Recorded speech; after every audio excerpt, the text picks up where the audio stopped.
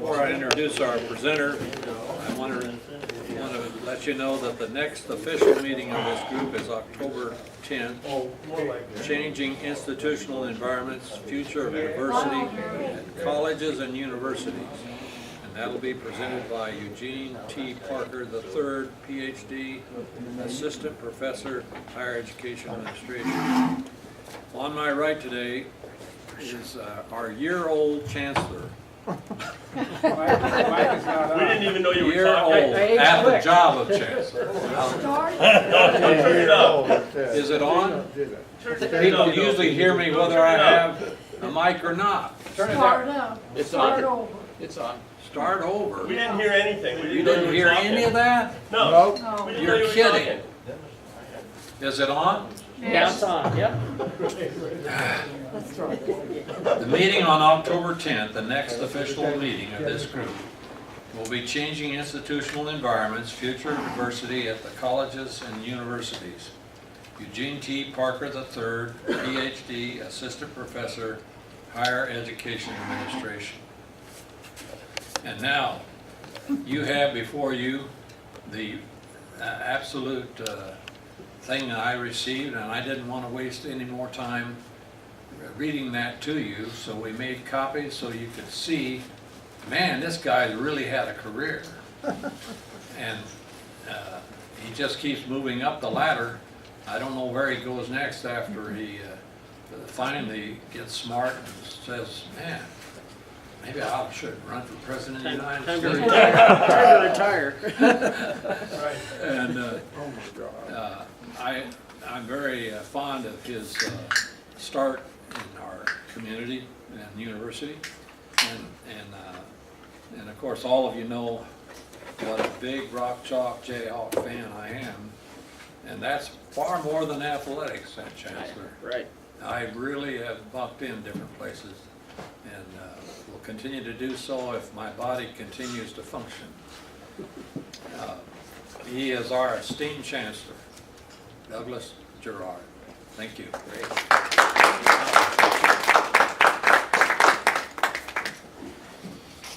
Well, thank you all for having me this afternoon, and how many folks are retired faculty here, or active faculty for that matter? Good number, good number. Great, great. And so I was asked to talk a little bit about challenges and opportunities in higher education. And so I certainly want to do that, but I want to frame that conversation a little bit. If you don't mind, I'm going to do this, because I hate being tied to podiums. To talk, mess your camera up, sorry. But I thought I'd talk a little bit about my background and how I ended up in this role,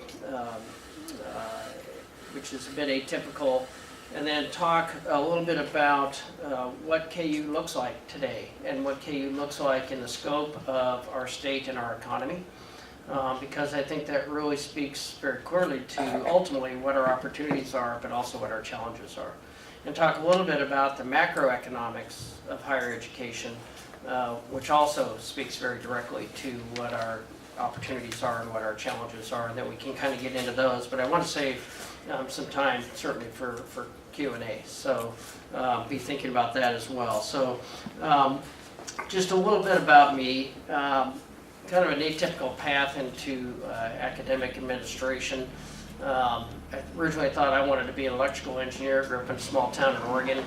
After high school, moved to the Silicon Valley, and that was that exciting time when we went past 4-function calculators into programmable calculators, and way before personal computers. But it was a very exciting time in that industry, and had an uncle down there, so I moved down there and went to work in the Silicon Valley. My first job actually was assembling Pong games. Anybody remember Pong? That was the first home entertainment system. I only lasted 4 days in that job, but, and then I got a better job. But I worked really in advanced manufacturing in Silicon Valley during that period. It became pretty clear to me quickly I didn't want to be an engineer. and ultimately decided on a path into medicine, but I really didn't have a way to pay for that. So I stayed in the Silicon Valley, worked full-time, and went to junior college for 2 years at night. And it was an exciting time. I joined a startup company. I was the 9th employee of that startup company. 2 years later, when I left to go finish my undergraduate degree at 21, I was running production for the company. We had 40 employees, and we were growing exponentially. It was just a great experience for me at that age to have that opportunity to experience that innovative startup environment, to see what that looks like, and to have some responsibility in supervising and helping that company to grow. I went to University of California, Davis to finish my undergrad. That's kind of the K-State equivalent for California. It's the egg school. That's where the veterinary school is. It's where you go in California and learn how to make wine, which was a popular course. And I regret that I didn't take advantage of when I was there. But it was the university at the time had the highest acceptance rate into medical school within the University of California system, which is why I chose it. And I figured if I was at Santa Barbara, I'd be a good surfer, but I'd never get to where I wanted to go. And then ended up going to University of California, San Francisco for medical school education. Fascinating time, right at the height of the AIDS epidemic, and we called it AIDS because we didn't know what HIV was at that point in time. So a very interesting time to be there in medicine, and then finished my training up in Seattle at the University of Washington, and my surgical training and an NIH research fellowship there. But I paid for my medical education on a Navy scholarship. So I joined the Navy in 1982 as an ensign on scholarship and stayed active with them throughout my education, and then ended up being assigned to the USS Mercy, which is one of our 2 hospital ships. Comfort's on the East Coast, Mercy is on the West Coast. Those are amazing vessels. They're a 1,000-bed hospital dropped into an oil supertanker, and they can be mobilized in under 5 days. Really a great concept, completely impractical when it comes to times of conflict, right, because you're sitting out in the middle of the ocean, and that's not very helpful to anybody. But they are great for humanitarian relief, and that's mostly what they've been used for. But my time on that ship was really not on the ship because it sat in port the whole time. So I was at the teaching hospital in California. But finishing my military career, I knew I wanted to go into academic medicine. I wanted to start a program in head and neck cancer surgery and reconstruction. KU needed somebody to do that, and there was really nobody that had that kind of a program between Denver and St. Louis and Minneapolis and Dallas. So it was a great opportunity, and came in 1994. And typically in academic medicine, not unlike academics, often you move as you progress through. And the reality is KU was just growing fast enough at that point in time at the Med Center. I didn't have to move. Opportunities presented themselves along the way. And ultimately spent the last 5 years there as the Executive Vice Chancellor at the Medical Center. And really there had an opportunity to get involved in the greater Kansas City metropolitan area as a co-leader of an effort, a business-led effort to develop an economic development plan for the bi-state metropolitan area. And we ultimately ended up with about 250 business leaders participating. It's ongoing. I did it for about 4 years and passed the mantle when I stepped over here. But that initiative is ongoing. And really looking at how to grow the economy in this region, which has not recovered from the recession nearly as fast as most of our peer cities. And that's a problem. So looking at what are the drivers of that, and then really what are the answers to that, a big part of which is workforce. And that was really one of the things that piqued my interest in even making the transition over here into this role, is because it's very clear to me that KU is a big part of that answer. KU has an opportunity to engage business at a different level, to help create the workforce that they need, to help create connections for our students into that pipeline in a much more effective way, and everybody benefits if we can do that. And so, as you mentioned, I'm 1 year old at this point. I'm actually more than 1 year old. I'm a sophomore this year. I finished my freshman year as Chancellor and survived that one. So just quickly, we think about KU, but we always don't think about what KU really is as an entire entity within the state. And so we have just over 28,000 students, and that's relatively flat. This year looks pretty flat compared to last year as well. And we'll talk about that. We'll talk about enrollment a little bit when we talk about the higher education macroeconomics. We also have over 14,000 employees. That's faculty, that's staff, it's in all versions. But that makes us the #1 employer in the state of Kansas after state government. So if you think about that for a minute, the #1 employer in the state of Kansas after state government, state funding makes up 18% of our budget. So the vast majority of this enterprise is not funded by the state. And certainly the research dollars and other sources of revenue are predominantly spent on people. And the work that we do is we're in a people-driven environment, whether it's education, research, or service. It takes people to do all of that. And so that's an important conversation that I try to have with our legislators as we talk about the importance of having an institution, a Tier 1 AAU research institution in your state, drives these sorts of things. The $230 million a year of research that we do, that's money that comes from out of the state of Kansas into the state of Kansas and employs those people. And that's before you get to the discoveries and the technologies and everything else that comes out of that research. That's just a lot of jobs in the state of Kansas being funded by external research dollars. Some of that's federal, a lot of that's not. It's industry and other relationships. When I talk to them about workforce challenges, and we do have workforce challenges, the unemployment rate in the state of Kansas is less than 3.9%. And businesses across the state tell us they like our product, but they need a lot more of it. They are really struggling, and they're struggling across the country right now for employment. And I'll talk about that when we talk about the macroeconomics of how, actually, I don't really see that getting a lot better in the near term. Obviously, we have a number of outstanding programs in this institution, 2 of which are ranked #1 in the country, special education and public administration. The top programs in the United States are right here at KU for those. Hopefully you're pretty familiar with the honors program, which has been around, gosh, I think 40 years. But it is a top 10 program. In fact, we just displaced Yale for having one of the best honors programs in the country. So really, I think a lot to be proud of at this institution, but really depth and breadth that most people don't really think about. And don't always understand either the breadth that we have across the state. So we have 6 campuses across the state of Kansas. Obviously, our home base right here in Lawrence, Kansas. Our medical center campus in Kansas City, Kansas. But we also have our Edwards campus down in Overland Park. And then we have a medical school campus in Wichita, which has been there for over 40 years. And very effective in educating really predominantly community physicians for that community. We have over 1,000 volunteer faculty down there. But we also have a school of pharmacy there. And those 2 schools have been very effective in placing providers out across the state of Kansas, and have been a very important part of the workforce approach. In 2011, we started our campus in Salina. Has anybody been out there? No. So it is the smallest 4-year medical school in the world, with 8 students per class for 4 years.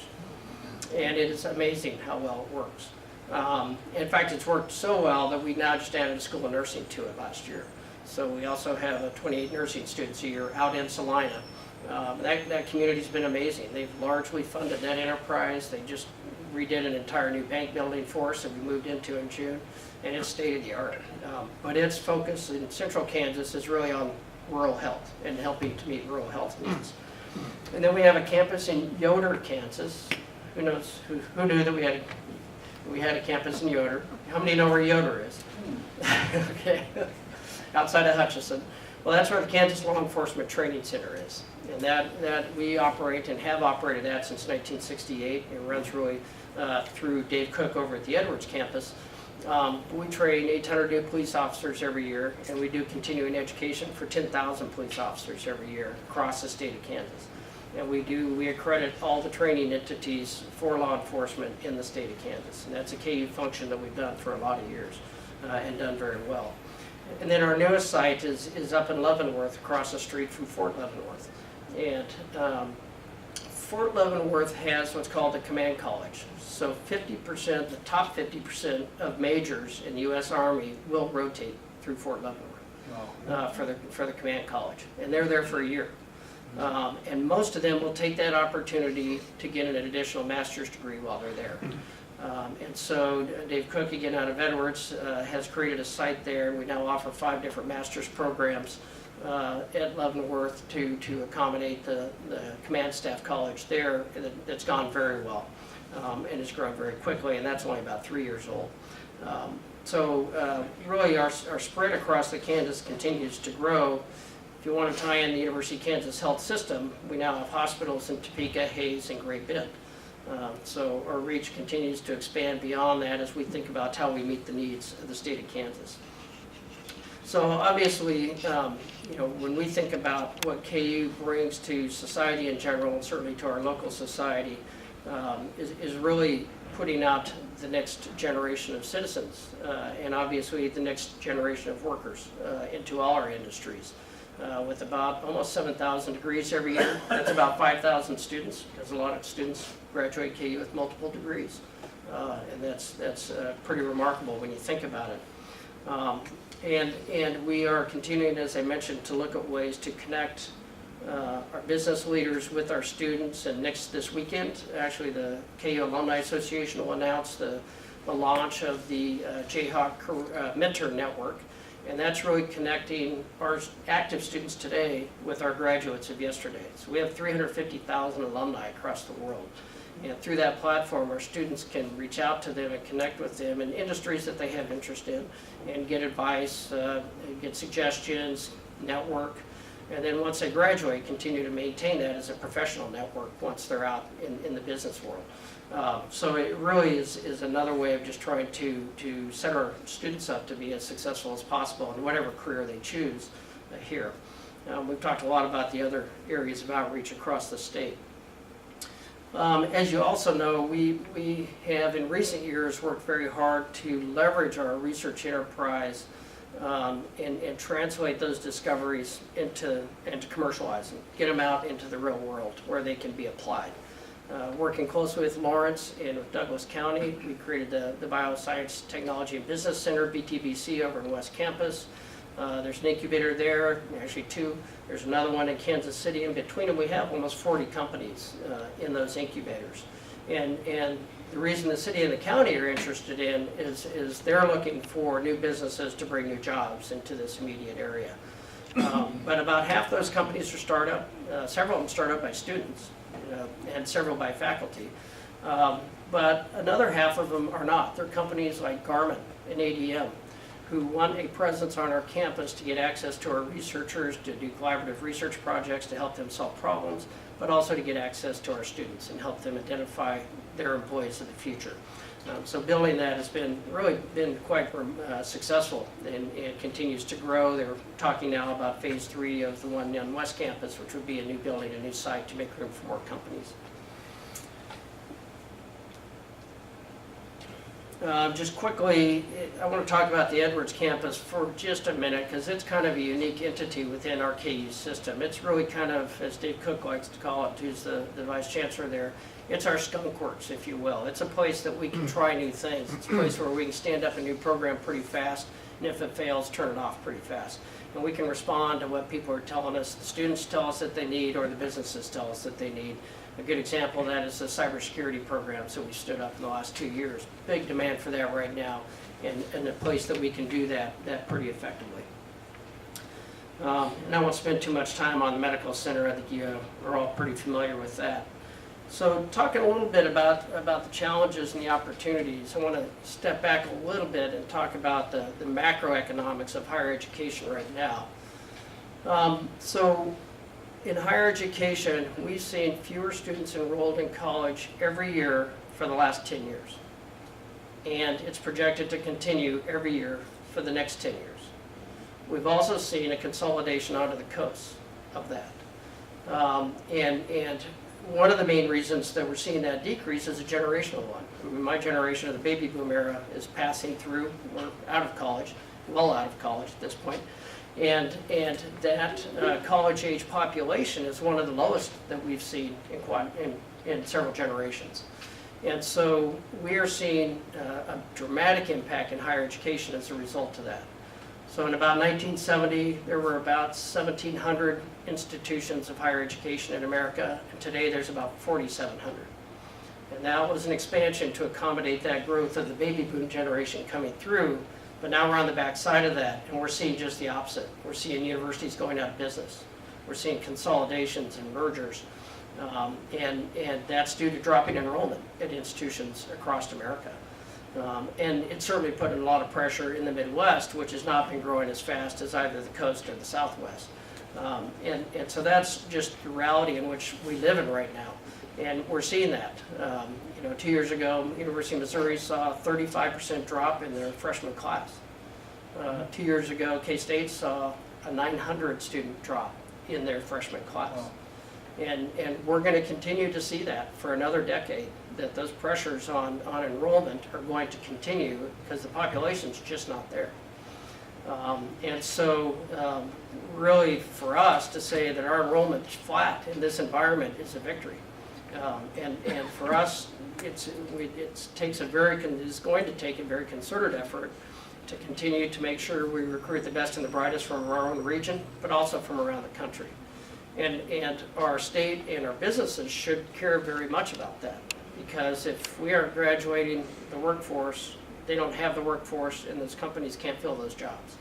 And that's of great concern to them. And that really means we need to be net importers of talent, and we are. We're 40% out of state at KU. And 25% of the students today stay after they graduate. So we're net importing talent from around the country, but we need to do more of that. And we need to do a better job regionally of keeping them locally into our industries and our businesses once they do graduate by creating those pathways there. So it's going to be a very interesting environment for the next decade as we continue to see enrollments drop, of how that's going to impact higher education in the state of Kansas. We have 6 Regents institutions and a plethora of private institutions. In all honesty, probably more than we need for the size of our population. So I don't really know what that means. I just know it's going to be a very challenging time for us all going forward. And then we've seen, ever since the recession, or accelerated at least from the recession, a shift nationally away from a belief that education is a public good to a belief that education is a private good. And post-World War II, we really as a country believed that investing in education was a good thing. It was a good thing for our citizenry, it was a good thing for the Republic, and it was a good thing for the economy. And therefore, we, meaning the federal government and state governments, invested very heavily in education in a goal to, and a successful goal, to elevate to the highest, one of the highest in the world levels of education in America. And that, I think, served us pretty well. We became, the innovative capital of the world. Strongest economy in the world, and I think that has a whole lot to do with why that happened. It's also why we are the envy of the world with our educational systems, and international students come from all over to study here because of the way that we teach really helps people become innovative and creative thinkers, the way that we conduct our higher education. But that shift in the last decade away from an interest in funding the public good really is a shift of responsibility to where